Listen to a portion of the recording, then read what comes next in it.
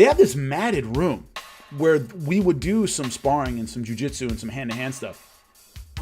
I smoked them. And if they want to go, oh, let's go Krav Maga 100%. Okay. Okay. You want to go 100%? You want to make this a fight? Sure. You ain't going to like it.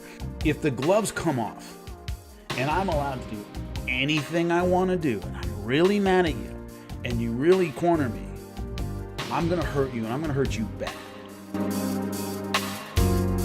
I go to the military base and it was a 24-hour situation. 24/7. I lived in a barracks, full-time, 100%. That was it.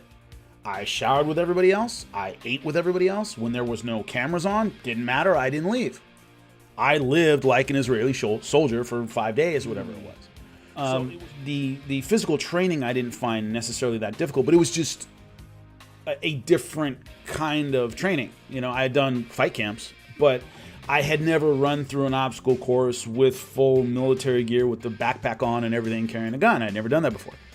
Soldiers, generally speaking, this is a generalization, aren't great hand-to-hand fighters. I've trained with quite a few, and the ones that just did training in the military, you know, you shoot a lot more than you punch.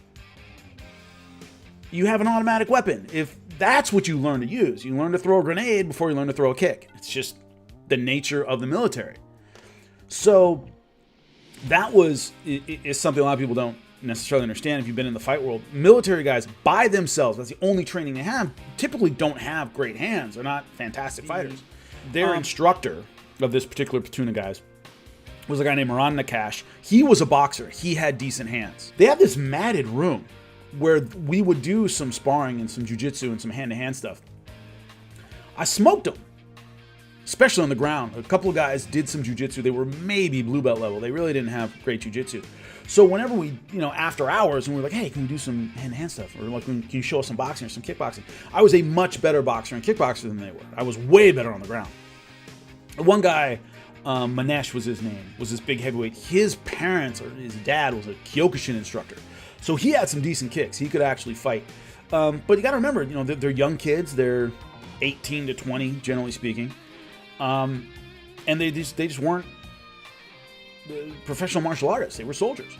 So if the gloves come off and I'm allowed to do anything I want to do and I'm really mad at you and you really corner me, I'm going to hurt you and I'm going to hurt you bad. And if they want to go, oh, let's go Krav Maga 100%. Okay. Okay. You want to go 100%? You want to make this a fight? Sure. You ain't going to like it. You do a ton of it. Now, anyone who says our style is to kill, our style is to rip someone's eye out, our style is to crush somebody's throat, my response to that is always, have you ever ripped out anybody's eye? The answer is always no. Have you ever actually killed anybody with your bare hands, with the style you're talking about? The answer is always no. Unless you are lining up cadavers and practicing pulling out eyes like Pai Mei, you don't know if you can do it. Jiu-jitsu is about choking people unconscious and breaking their arms and limbs, whatever. Jimmy, have you ever broken a limb? Yes. Have you ever choked anybody out? Yes, I have. I know how hard I can go and how far I can go. But that's martial arts. You do what you've been training. In jiu-jitsu, we go as close to breaking limbs as you can go without breaking limbs. And if I have to break a limb, I can do it. You know, I've had plenty of guys in chokes where if they didn't tap, I was going to put them out. You know? Boxing. Have they ever knocked anybody out? Yeah. In sparring and in professional fights. So they know what they can do.